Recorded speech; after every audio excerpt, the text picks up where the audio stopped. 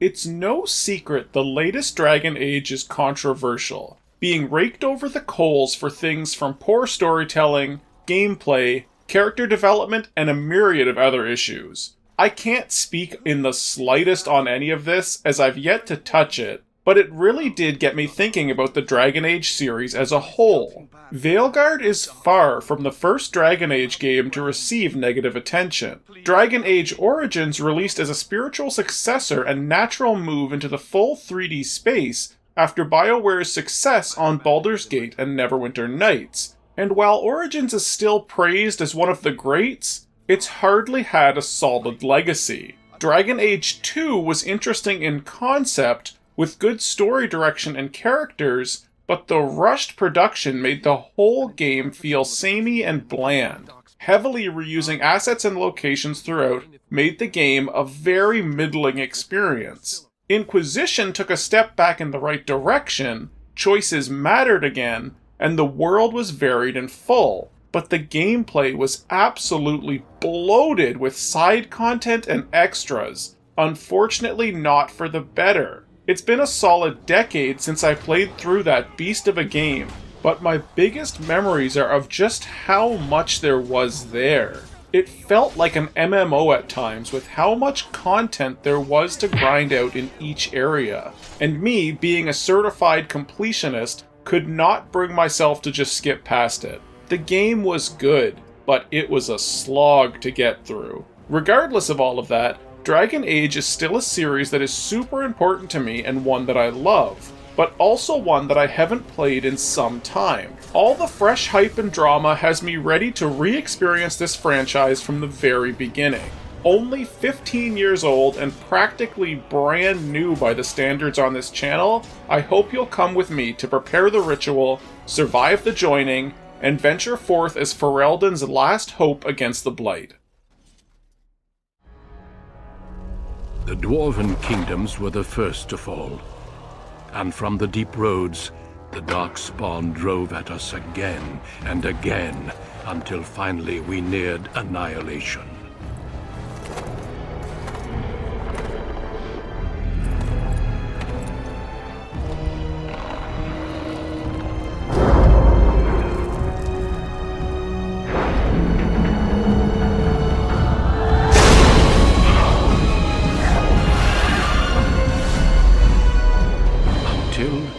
The Grey Wardens came. Men and women from every race, warriors and mages, barbarians and kings. The Grey Wardens sacrificed everything to stem the tide of darkness, and prevailed.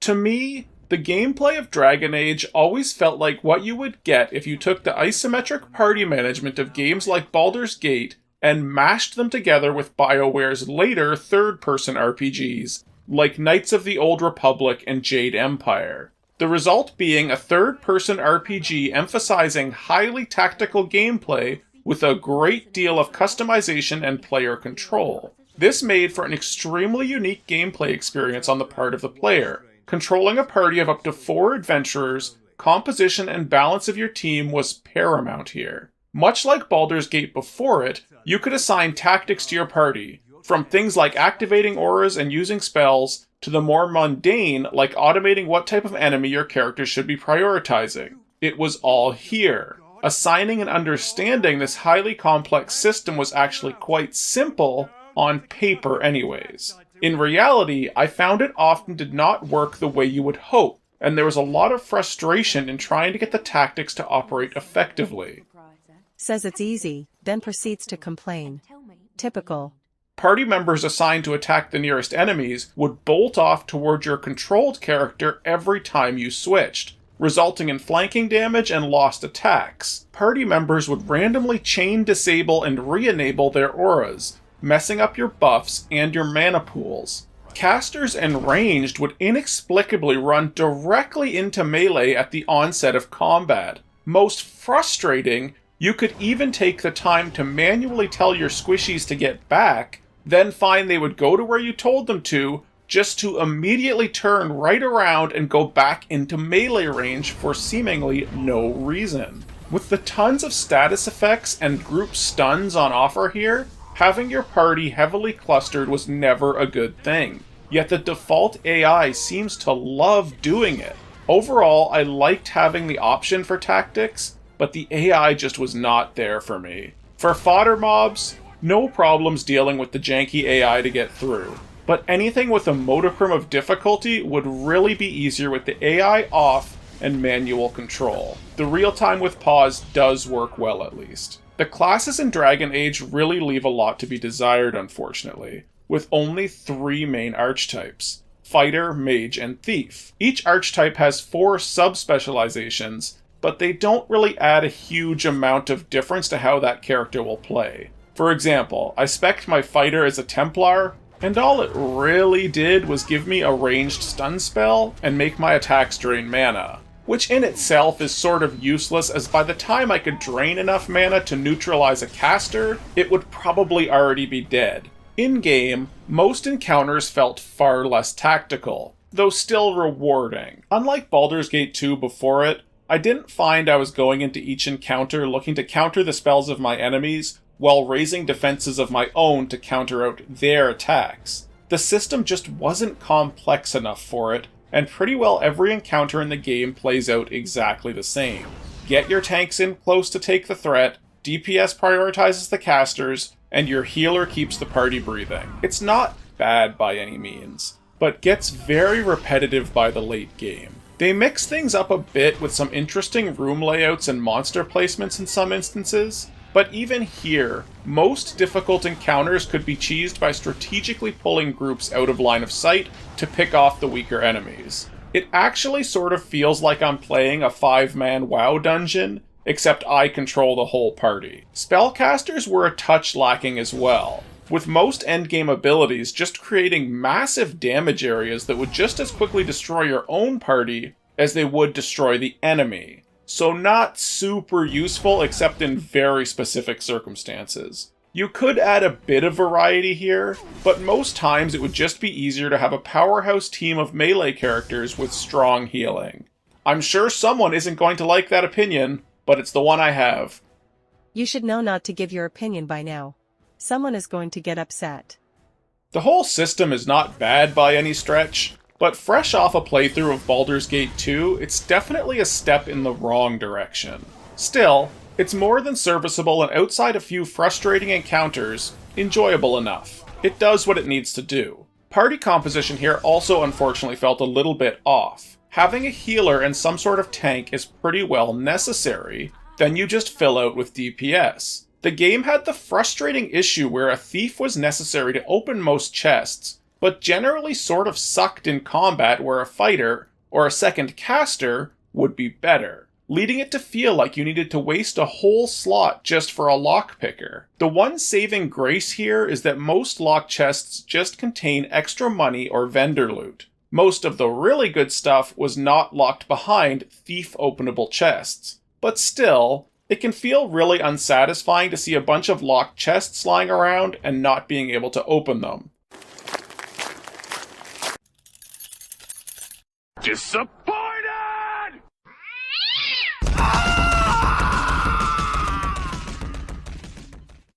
I contain 7 copper pieces.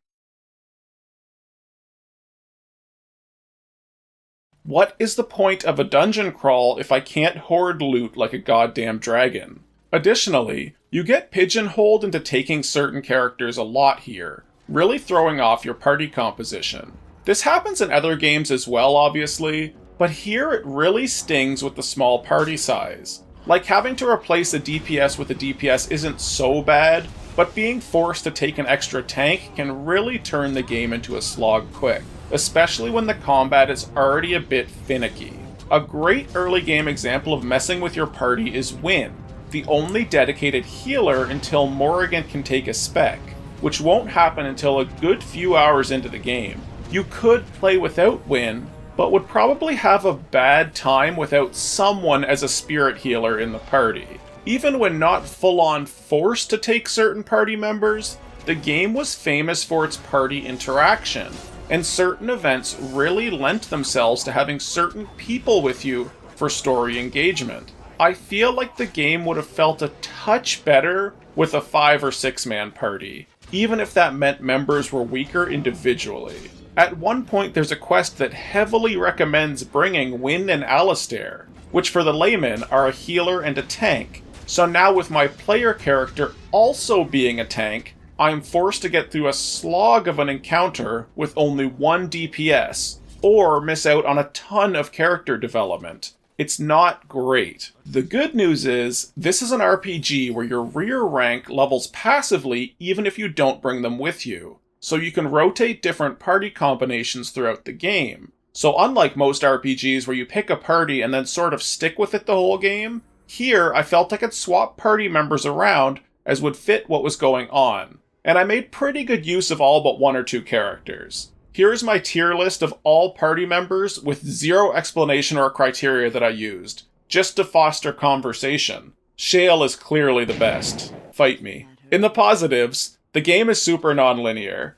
After the prologue is finished up, you get your choice of where you want to go in the open game map, and are given several threads to pull at where you can go first. Some are obviously more intended to be finished right away, and some definitely discourage you from going early, but you aren't hard locked out of anything, technically. The Circle Tower is heavily encouraged as a first stop just due to the huge effect having the Circle Tower in your back pocket can have on the rest of the game. And it's also where you pick up that early game healer, whereas the Dwarven city of Orzammar is really encouraged for late game, discouraged by some extremely powerful enemies out front. It's not to say you can't go there, but you're going to have a rough time. With just how non-linear the game is, it sort of has this weird feeling of constantly being in the early game, even when you're like 20 to 30 hours in. And the final stretch can seem super sudden, as it sort of just happens once all the initial quests are complete.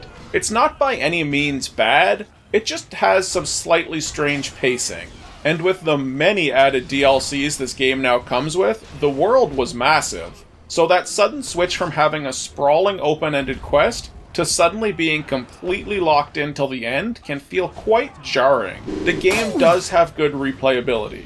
Even though there were only 3 classes, there were 6 unique origin campaigns to choose from. From human nobility, to the Dalish wood elves, to a mage growing up in the Circle Tower, the options are varied and continue to affect conversation and encounters right up until the credits roll. It's actually shocking how much of an effect your origin has on the game, and most are structured in such a way that you tend to stick it to the people that wrong you in the early hours of your quest. It's all very satisfying from a storytelling perspective. For this playthrough, I choose the Dwarf Nobility, mostly because I find the Dwarven parts of the game to be the most well fleshed out and interesting, even more so if you start out as a member of the ruling class. Though to be honest, pretty well all the story elements in this game are solid, which is especially impressive as this is the first game in the series. Like, they put a massive amount of effort into this thing without really having a proper fan base for it. Like, of course, Bioware was very well developed at this point in their history, but Dragon Age itself was a new experiment for them. They could have very well put years of effort into this and not gotten a return on that. It's not unheard of in the gaming space, and while the story here is extremely rich, nearing levels that you'd see in Baldur's Gate, what was especially impressive was that the game was completely voice acted, which adds a ton to the experience. This is probably the first game I can recall where I actually recognized well-known voice actors. 2 most notable to me are Claudia Black of Farscape fame, one of my favorite sci-fi series of all time, and none other than Simon Templeman, the iconic voice of Cain himself. Victus! I, for one, am stoked to hang out with Cain and Aaron.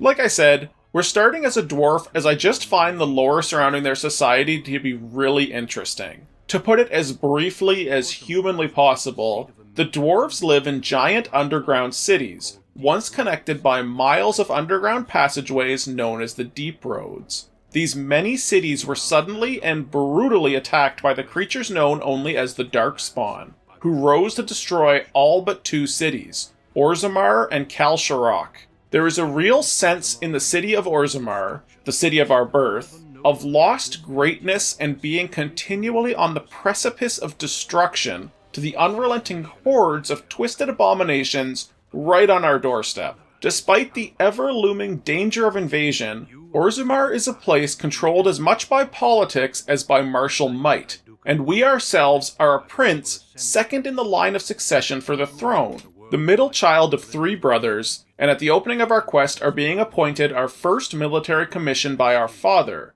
King Endrin Adukin. Before attending a feast in our honor, we get the chance to run into our 2 siblings, Trian, our older brother, and Balin, our younger brother. Balin is sort of a toady to the next king, and I personally have a great time mocking both of them. At the feast, we meet Duncan, the leader of a detachment of Grey Wardens, an order dedicated to fighting the threat of the Darkspawn that pulls its membership from all the races of Ferelden.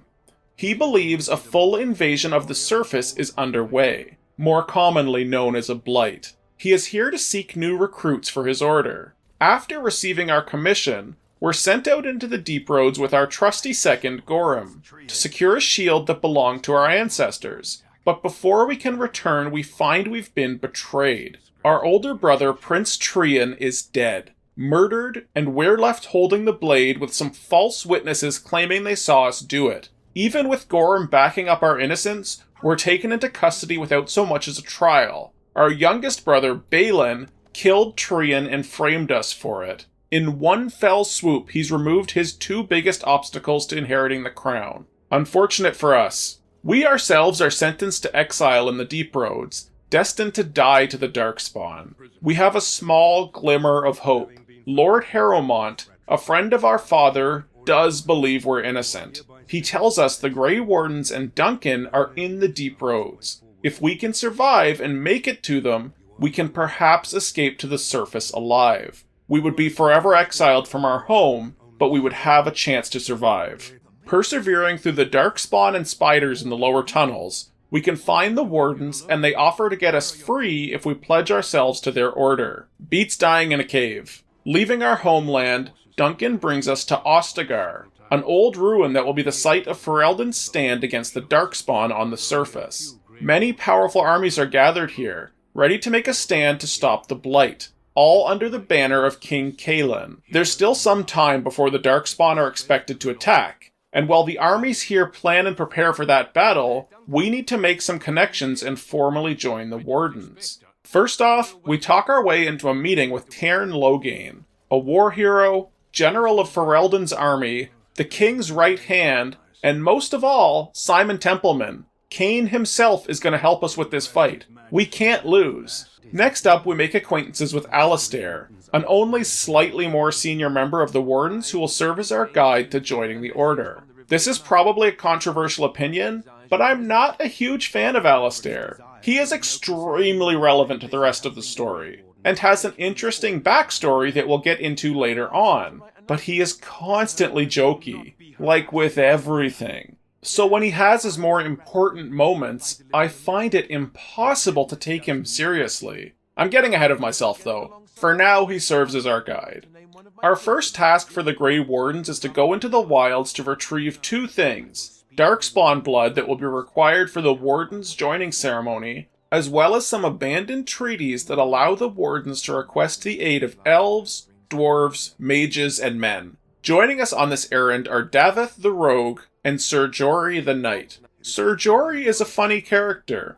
If you talk to him, he reveals within moments that he has a beautiful wife and is expecting his first child. He sees this whole thing as a temporary arrangement. Remember this in a few minutes when we get to the joining ceremony. Out in the wilderness, we slay some beasts for their blood, but find the treaties missing from the chest they should have been locked in. A woman approaches us from the wood line claiming to have secured the documents with her mother at a shack in the woods. Alistair is pretty convinced this woman is a witch of the wilds and not to be trusted. Then again, Alistair is a mage hunter by trade, so probably not the most unbiased in this. Being nice to the young witch reveals she's Morrigan, and is more than willing to return the treaties. We follow her home and meet her mother, Flemeth, get the treaties, and return to Duncan free of any witchy hexes. Time for that joining ceremony. Here, Duncan finally reveals what the joining really is. We have to imbibe the Darkspawn blood. In doing so, gain a part of their taint and gain the ability to fight and sense them. What he didn't reveal until now is that the ceremony has a pretty solid chance of just killing you on the spot. It also puts about a 30-year clock on your life until the taint fully claims you. Davith goes first to take the blood, and he pays with his life. This understandably upsets Sir Jory, who had literally no idea the risks involved here. Instead of letting Jory leave when he says he wants no part in this, Duncan kills him outright. Like, I can't help but feel Duncan is sort of the bad guy here. Sure, Jory is a dweeb and kind of a coward, but he was also very vocal about the fact that he expected to go home after the Blight to be with his young family. Duncan definitely knew this when he recruited the guy. I get serving the greater good and all, but how did he really think this was going to go for Jory? Even if he took the joining and survived, he would probably be pretty damn bitter with the wardens who tricked him into joining their death cult. I know I would be. Anyway, with those two dead, only one left to join. Us. We take the blood, it poisons us, and we're dead forever. And that's the end of Dragon Age. Thanks for watching, and I'll see you in the next video. Stop being lazy and finish the game.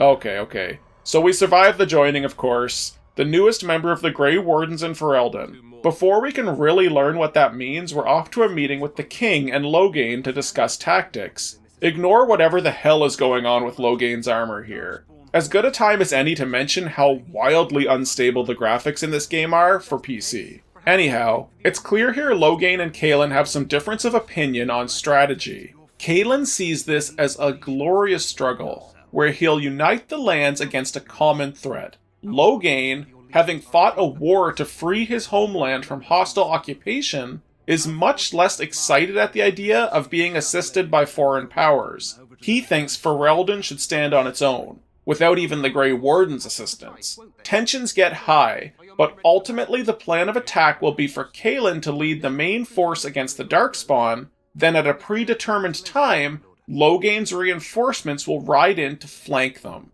Our role in this will be to light a signal tower alerting Loghain to begin his charge. The battle begins shortly after, and much to our surprise, on the way to the signal tower we find the rear under siege from the Darkspawn.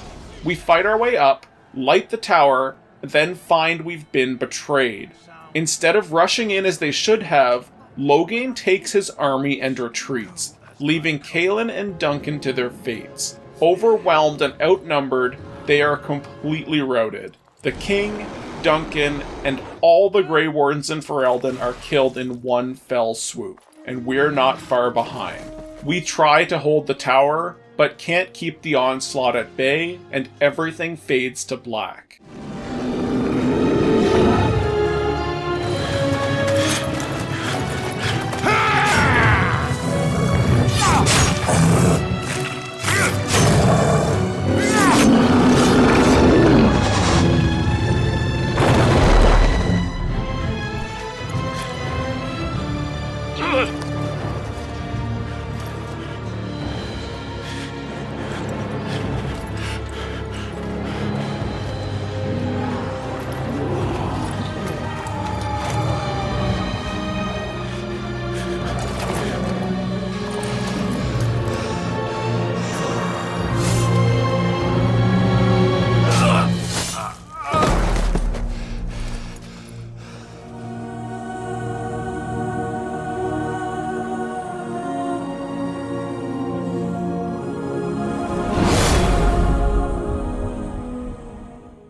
We awaken back at Flemeth's hut, hurt but alive. Morrigan explains that we're the only survivors. Rescued by Flemeth at the 11th hour, Alistair is here too. No idea how a seemingly old woman saved us from atop a tower besieged by thousands of bloodthirsty monsters, but in the words of Alistair, best not look a gift horse in the mouth. As the last Grey Wardens in this country, it will now fall to us to gather armies, allies, and strength to stand against the Blight. Luckily, we have the treaties from earlier, so we're spoiled for choice of where to start. Before leaving the swamp, Flemeth asks one boon for us in return for her rescue. She wants us to take Morrigan on our quest. I'm not going to say no to a scantily clad swamp witch, so we form our little band and head off to start our quest. Before getting far, we make a stop at Lothering, a small village north of the Battle of Ostagar. Here we can recruit some allies to our cause. First is Liliana, a bard turned zealot staying with the local chantry. She thinks God talks to her directly. Certified most sane bard character. Next we grab Sten, a member of the proud warrior race known as the Qunari, notably horn-free in this first entry in the series. He is imprisoned for killing a family when he lost his sword and flew into a rage. We can convince the chantry to release him into our care. Before leaving town, we help out a merchant and his son Sandal. Sandal does enchantments. Enchantment! We leave Lothering and make one more quick stop to Honolith, a city destroyed by the Darkspawn, but here we're able to recruit Shale, a golem with very limited memories and a distinct hatred of pigeons. It makes sense. The golem was frozen as a statue for untold years, and the pigeons used him for their business that whole time. With our force assembled, I decide to start gathering armies first in Redcliffe, the lands of Arl Eamon. Arriving at the village, it seems it's not going to be so simple. The village has been attacked by creatures from the castle each night and is barely holding on. Another attack is expected this night, and the village doesn't think it can hold out. Good thing we're here. This quest is fun. You essentially go around finding different ways to shore up the defenses and get them ready for the assault. We succeed in surviving the night and make our way into the castle to see what's going on. In the cells, we find a mage, Jowan, who can explain exactly what's happening. He was brought on to help train the Arl's son in magic. This requires a bit of a lore explanation, so buckle in. In the universe of Dragon Age, and specifically in Ferelden, those displaying magical ability are always sent to the Circle of Magi, where they undergo rigorous training to control their magical gifts, as those able to control magic are also extremely susceptible to demonic possession. If a mage does allow a demonic spirit to possess him, he would become an abomination and could cause massive damage and destruction if left unchecked. The mages of Ferelden are controlled by the Chantry and its Templars, and it is not generally considered an easy life to live under their thumbs. The Arl's wife, Isolde, found out about Connor's gift, and fearing losing him to the Circle, she hired Jowan to train him to control and hide his gift. Unfortunately, Jowan isn't a regular mage. He is a blood mage, one who's made a pact with demons for additional power. He was hired by Loghain to poison the Arl, as the Arl would be seen as direct competition for the throne in the event of the king's death, which, as you'll recall, was caused by Loghain himself. Layers on layers of dirty politics here. It's okay, I'm sure the Darkspawn will wait. So, Jowan did poison the Arl, but Connor, being his son, really didn't like that, and being as he is an untrained mage, makes a pact with a desire demon. He lets the demon possess him, but in return, the demon must save Eamon. The demon, being a demon, technically keeps Eamon alive, but in what is essentially a magical coma. The demon is the one summoning undead to attack the town, mostly just for shits and giggles, as demons are wont to do. We fight our way to the throne room and are even able to get the demon-inhabited Connor cornered, but we can't really stop the demon without also killing Connor, which is not the best option.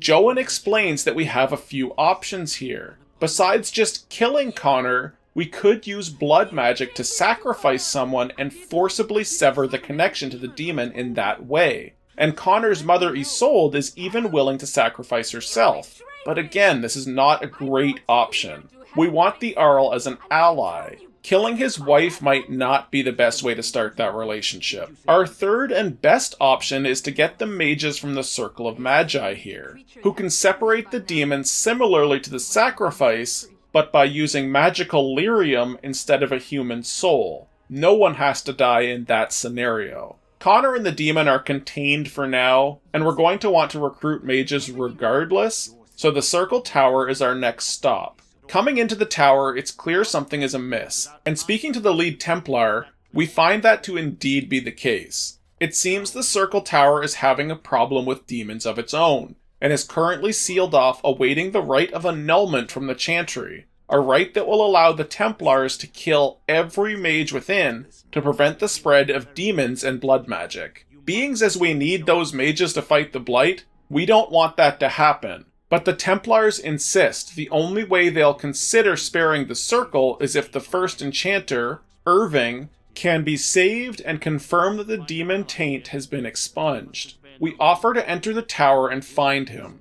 Not long after entering, we meet Wynne, the game's typecasted healer character. You can either let her join you, or you can kill her. It's sort of an annoying choice, but as I don't want her dead, I'm forced to remove Morrigan from my party for now. I don't have anything against Wynne, but she's probably the most boring character in this game. She's a very motherly old lady, and just sort of a weird dynamic for the party. Moving up the tower, slaying all sorts of demons and apostate mages, we come to a room with a sloth demon, and before we can kill him, we're put into a magically induced sleep. We awaken in a corner of the Fade controlled by this sloth demon. Again, a quick explanation here. The Fade is essentially the land of dreams. It is from the Fade that the mages draw their magical power, and it is the home to both evil demons and benevolent spirits. Lore-wise, this place is really cool. From anywhere in the Fade, you can see these dark and ominous structures in the sky,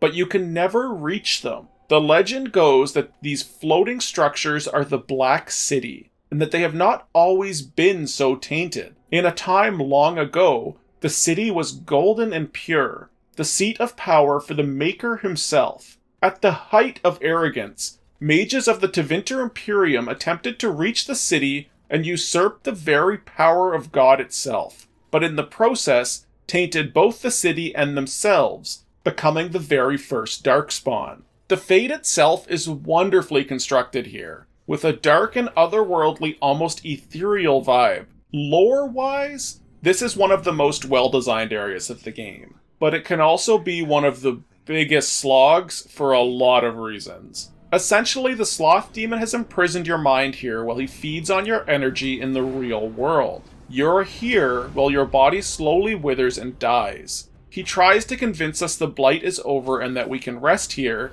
but we break free of the illusion and embark on the long journey to escape this dream. Here is where the Fade loses some people. This section is very long. It essentially involves moving through several maze-like areas, unlocking new forms, then using those forms to unlock more areas in turn, eventually killing all 5 guardians, releasing your 3 companions, and finally confronting the Sloth Demon in his own realm. I both love and dread this part of the game. It's got a really unique atmosphere compared to the rest of the game, but honestly goes on way, way too long. Like, it took me about 2 hours, and I've done this several times before. A new player is probably going to take twice as long. This would have been a really neat set piece for the game if it were just a touch shorter. You are also completely on your own for the whole thing, and this is a game that's designed for parties. Being solo, especially as a tank, is just tiresome and slow. Anyhow, with Sloth slain, we find ourselves back in the real world and finish our ascent up the tower. On the top floor, we find this demonic invasion was started by the blood mage Uldred and his group of Maleficars. He is possessed by a demon of pride, one of the most powerful demons in the Fade. We give him a rotten bonking and save Irving. One thing that always sort of bugged me about this fight is that you have to fight to keep Irving and his uncorrupted mages alive throughout. But no matter what you do, all but Irving will just auto-die at the end of the battle. I played perfectly, those mages should still be alive. Anyhow, when we return with Irving, the head Templar calls off the annulment and the mages pledge themselves to our cause, limited as they now may be. With the circle free, we can recruit the mages to free Connor from the demon that holds him. Irving will even enter the Fade personally to sever the connection for us. He is way higher level than any mage I could send, so why not? With Connor freed, and no need for a sacrifice, we just have one more thing to worry about here. Eamon is still poisoned. The demon's intervention is keeping him alive, but we need to find a cure. Isolde seems to think our best bet is to use the Urn of Sacred Ashes, a religious relic containing the remains of the prophet Andraste. Andraste has a lot of lore, but really she's just a human bride of the Maker who was burned at the stake for her beliefs. She's the Jesus of this world, sorta. We need her ashes to cure the Arl. Our search leads us to the village of Haven, and a bit of poking around here reveals not all is as it seems. The villagers are part of a fanatical dragon cult that believe the High Dragon in the mountains is Andraste reborn. We show zero respect for their religious beliefs and kill all of them in cold blood. Then move into the temple in the mountains. Inside, we need to face a series of trials that culminates in being declared worthy of the ashes by the guardian spirit of the temple. We get the ashes, kill the dragon for good measure, then head back to the Arl. The ashes work just fine, and Eamon is happy we managed to save him without butchering his entire family. He is willing to support us against Loghain, who by this point has all but taken over the throne through the now widowed Queen Honora. Honora also happens to be Loghain's daughter. Speaking of familial ties, we also find out here that Alistair is the bastard child of King Merrick, and with King Caelan dead, is now the last of the true royal bloodline. Eamon thinks that to take control of Ferelden, we'll need to seat Alistair on the throne. Alistair isn't really into the idea, but agrees for now. The Arl will call a lands meet of all the nobles, but in the meantime suggests we keep building our army. I was gonna do that anyway, but thanks tips. Next up, we want to recruit the Dalish Elves. Not to be confused with the City Elves, which are a lithe, pointy-eared people who excel at poverty. The elves are a lithe, pointy-eared people who excel at poverty.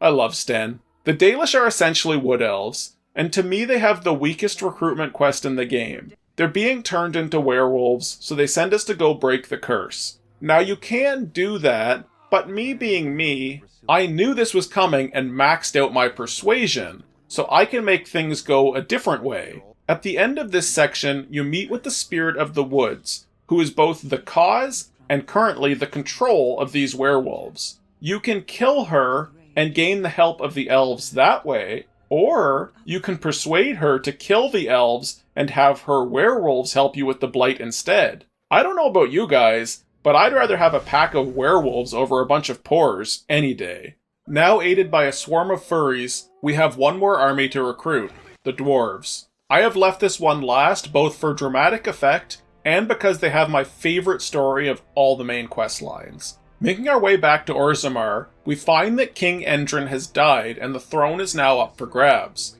The contenders are our brother, Prince Balin, and Lord Harrowmont. The whole Dwarven section is broken into two main parts, and is easily the longest and most fleshed out area in the game. I don't know why they put so much effort into this part, and so little effort into the elves, but I'm happy they did. The first stretch has us choosing sides in the political struggle here in Orzammar. Being as I'm a petty bitch, I am absolutely siding with Lord Harrowmont against my traitorous brother. We get to do things from fighting in a gladiatorial proving, freeing the city from a major thieves guild, and a number of other smaller quests. Once we gain the confidence of Lord Harrowmont, he says the only way to secure a vote is to get the backing of a paragon.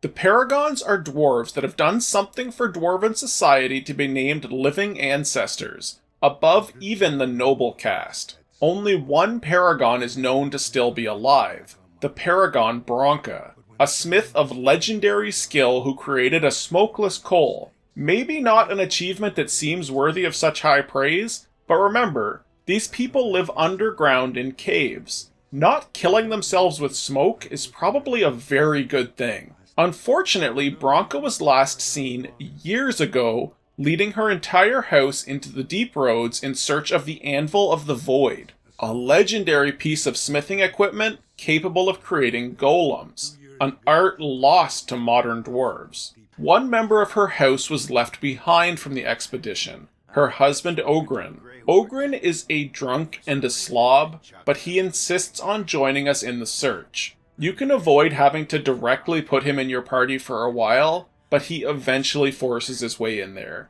You literally cannot tell him he can't come, so far as I'm able to tell. Moving through the deep roads is one of the more interesting parts of this game. What starts off as exploring empty caves and tunnels eventually evolves into searching abandoned taigs and dwarven cities that haven't been touched in untold centuries. We discover maddened survivors and even come across the Legion of the Dead, a group of dwarves who've been exiled to the roads in order to fight the Darkspawn. These caverns are considered so dangerous that members of the Legion are given funerals before going to fight, as their death is practically assured. Eventually, we come across signs of Bronca's house, and even a survivor, Hespeth. She is absolutely rattled and quite insane, and for very good reason. Her and others of her house were captured by the Darkspawn and have learned firsthand how the beasts procreate. They inflict horrors on the dwarven women for days,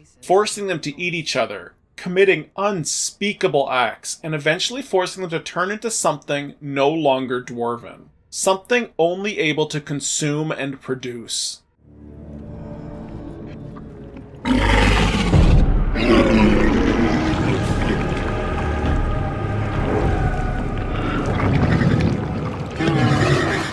Truly vile stuff. Hespeth runs off, but not before revealing Bronca was her lover, but also that Bronca did something unforgivable. Probably something to do with the dwarf-turned-unspeakable birthing horror in the next room. But we'll get our answers soon enough.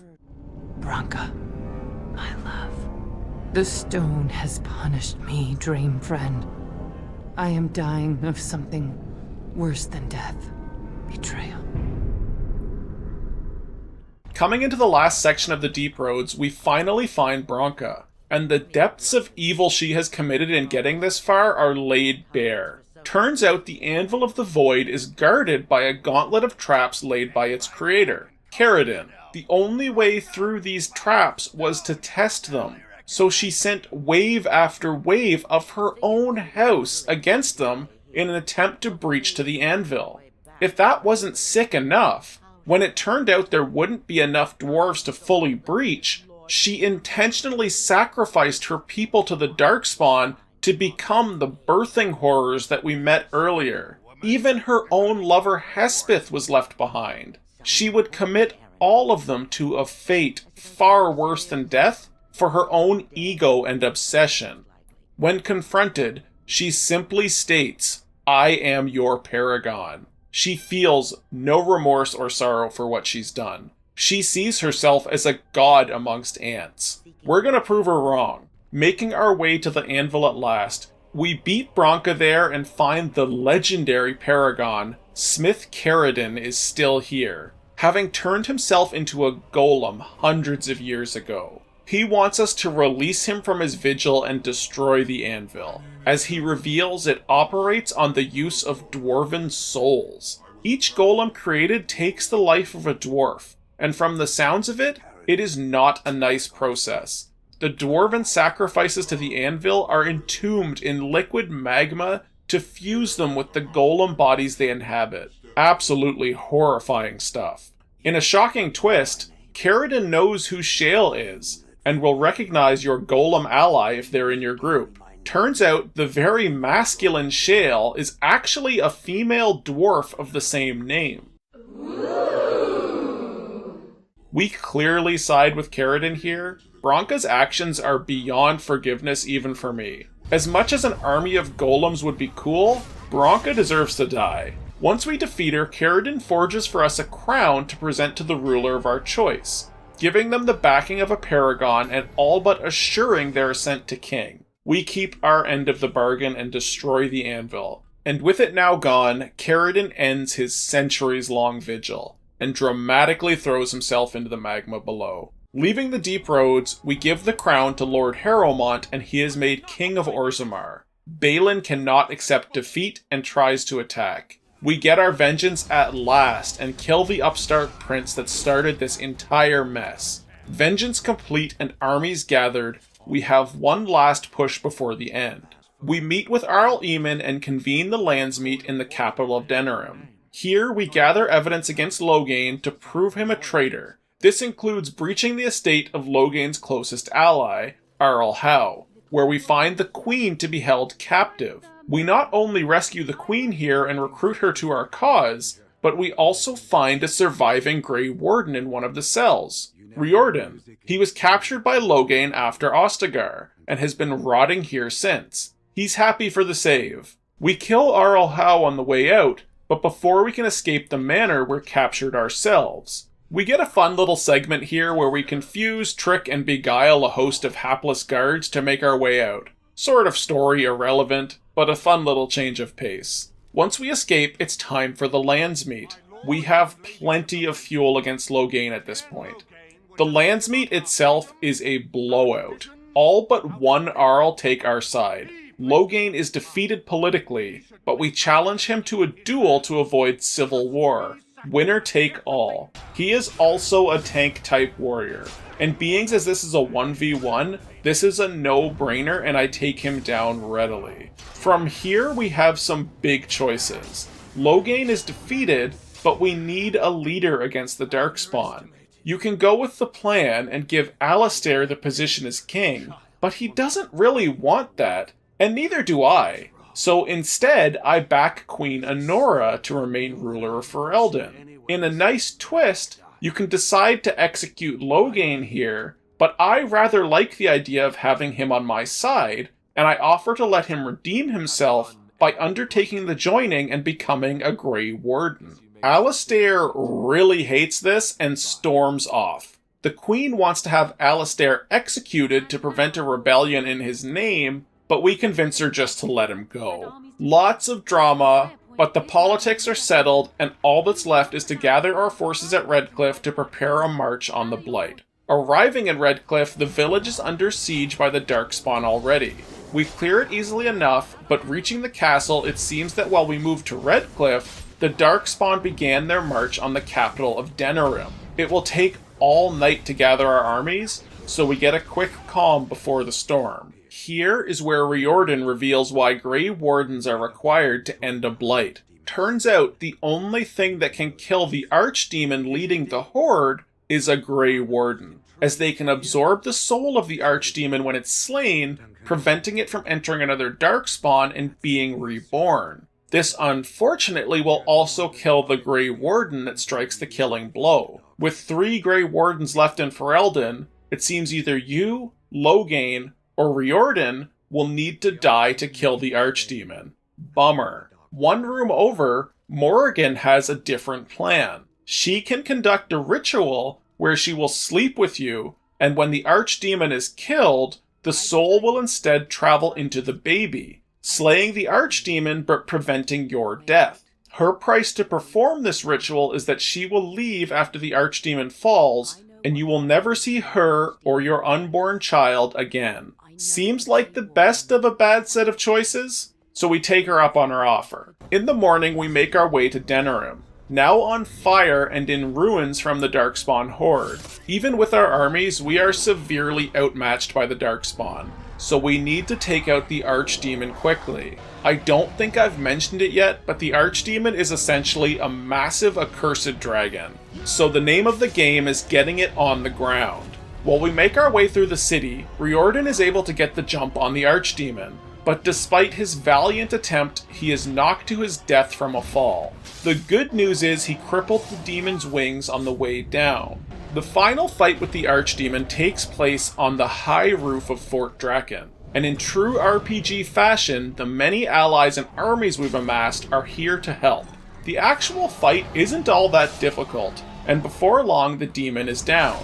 We strike the final blow and send this thing back to hell.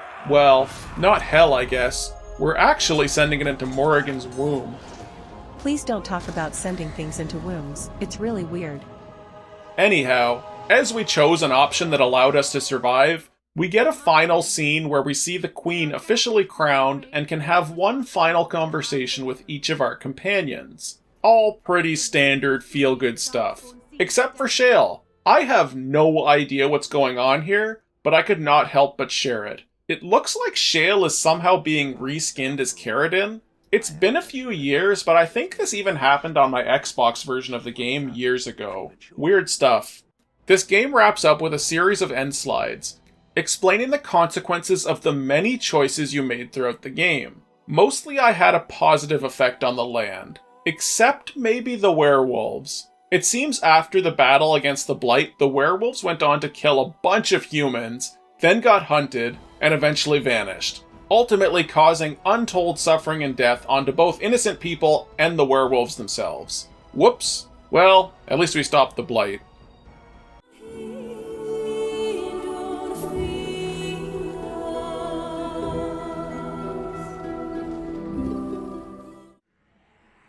The game is literally unplayable and keeps crashing the moment it loads after you finish the prologue, and no fix works for me. EA should either stop selling the game or fix it, but we all know none of that will happen.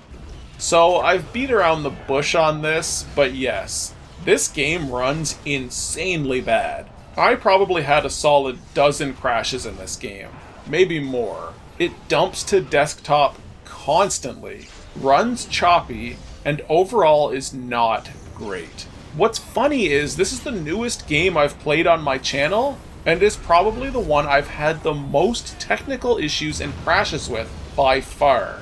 Maybe Arena is a close second. What's even more ridiculous is that I built my PC in 2016. This game released in 2009, so only 7 years removed. This is not some old tech compatibility thing. The game is just really badly optimized for PC. Sort of unacceptable for a AAA game from a massive developer and production studio. It's sort of damning when your older games run much better than your newer ones. For anyone who does decide to play, apparently the GOG version is better, but if you're like me and foolishly got the Steam one, running it on the lowest settings seems to limit the crashing. It still happens though, and the autosave is not nearly frequent enough. I had to do the final fight 2 times due to it crashing after my first victory. Talk about an anticlimax. Save lots. In the end, a lame Diablo clone. I'm not even reading the rest of this review out loud. That title is enough. Dragon Age is a lot of things, not all of it good, but in literally no way is this game a Diablo clone. Like, at all. It's not even in the same genre. Diablo is a hack-and-slash ARPG. This is a party-based tactical RPG with a heavy focus on story and world building. I don't even think I need to continue. I feel like anyone who has played a Diablo game and then played this can attest to the fact that they are totally different categories of games. Just being in the same fantasy setting does not make them the same thing. Silly. The rest of that review goes on to talk about how Dragon Age is on rails and you have 0 player agency. Like, what?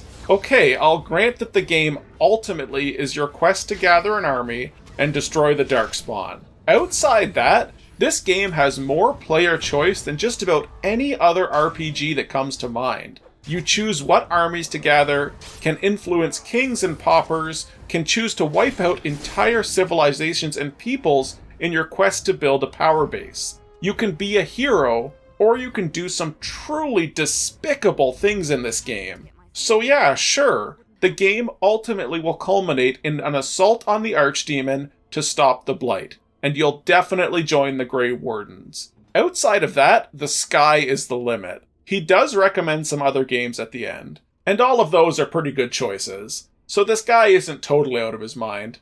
It's something.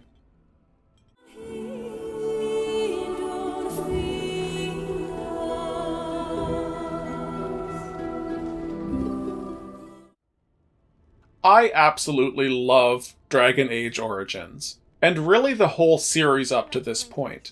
I'll probably even enjoy Veilguard when I get around to playing it. But when I stop and take off the nostalgia goggles for a moment and try to look at this objectively, The series really has been on rocky footing since day one. Origins does a hell of a lot right. The atmosphere is top-notch. Environments are super varied from location to location, and they did a hell of a lot with what is really a relatively small game world. There are only a handful of major locations in this game, yet it manages to feel massive and sprawling regardless. Maps are reused, but changed enough that the player doesn't even really notice. Party interaction is truly at its peak here. Even the banter on the roads tends to be more in-depth and fleshed out than other games' main plots. Shale and Liliana discussing the existence of God, starting with Shale making fun but ultimately wanting to know more, is truly wonderful character development. And this is just random flavor text as you're exploring the world.